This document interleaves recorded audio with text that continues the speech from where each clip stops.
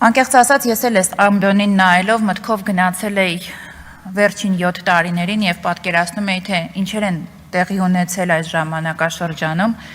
եւ ամենազարհուրելին երևի թե այն էր, որ այս օրերին 5 տարի առաջ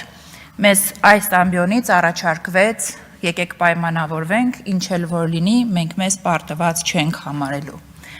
Սա ամենադաժան նախադասությունն էր, որը արտասանվեց այս ամբիոնից, որովհետև պատերազմը նոր էր սկսվել,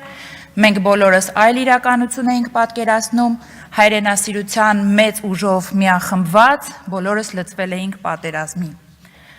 Այս նույն ամբիոնից հրեշավոր խոստովանություն հնչեց, որ կարող էր եւ պատերազմը չլինել,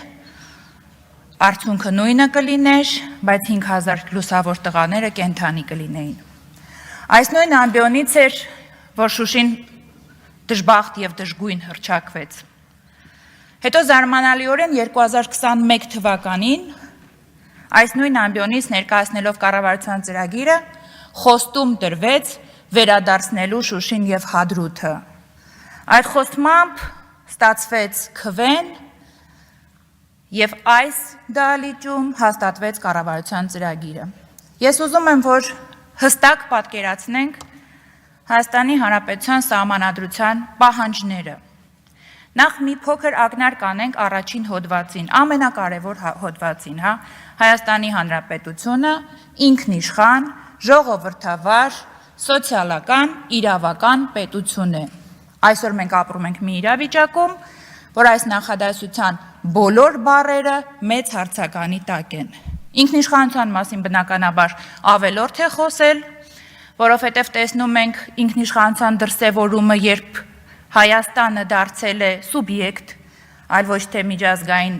օբյեկտ, Հայաստանի մասին խոսում են Հայաստանի բացակայությամբ, Հայաստանի մասին որոշումները կայացվում են Հայաստանի բացակայությամբ, իսկ ինքնիշխանության սիմվոլը թշնամի պետությունների ղեկավարներին սուրճ է առաջարկում։ Ես ամոթ եմ զգում, չգիտեմ։ Ժողովրդավար, ինչ ժողովրդավարության մասին է խոսքը, երբ կալանավորվում են մարդիկ եւ հռչակվում են ահաբեկիչ միայն այն բանի համար, որ իրենց մոտից հայտնաբերվում է գունավոր ծուխ։ Ծուխ, որը իդեպ հենց այս նույն ամբիոնից ժամանակին Արադ Միրզոյանի եւ Լենա Նազարյանի կողմից վարվեց, որևէ բան դրանից տեղի չունեցավ, որովհետեւ երկիրը, պետությունը իրոք ժողովրդավար էր։ Սոցիալականի մասին խոսվեց չխոսեմ, իրավականի մասին խոսում են մեր քաղբանտարկյալները, ովքեր շատ ամոթալի կերպով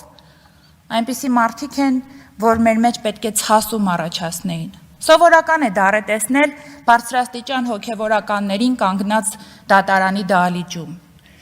Այդ եկեղեցական հագուստով, խաչը վզին, սրբազանները պատասխանում են մեղադրողների հարցերին։ Սովորական է դարձել տեսնել ազգային ժողովի падգամավորների այնտեղ, ինչպես Հայաստանի, այնպես էլ Արցախի։ Սովորական է երիտասարդ կինը, ով կանգնում է դատարանի առջև։ Ես մեծ ցանկություն ունեմ թվարկել բոլորին, բայց ժամանակը սուղ է։ Ուստի եւ ուզում եմ նույն սահմանադրությանը հղում անելով ասել, որ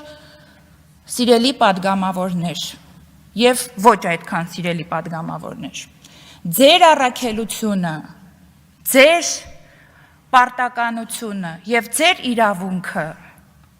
Հայաստանի Հանրապետության վարչապետից պատասխան պահանջելն է։ Հայաստանը պարլամենտական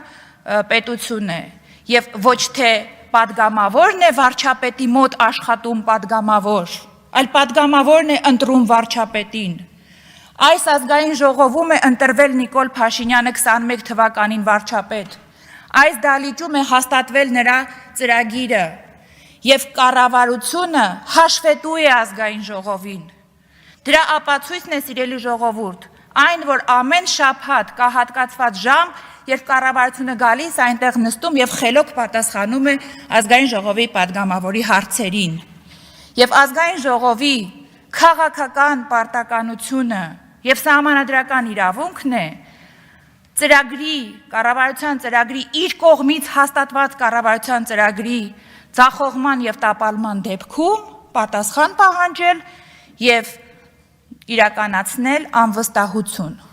Այսօր, այո, մենք տեսանք, որ ընդդիմադիր խմբակցությունը Հայաստան դաշինքը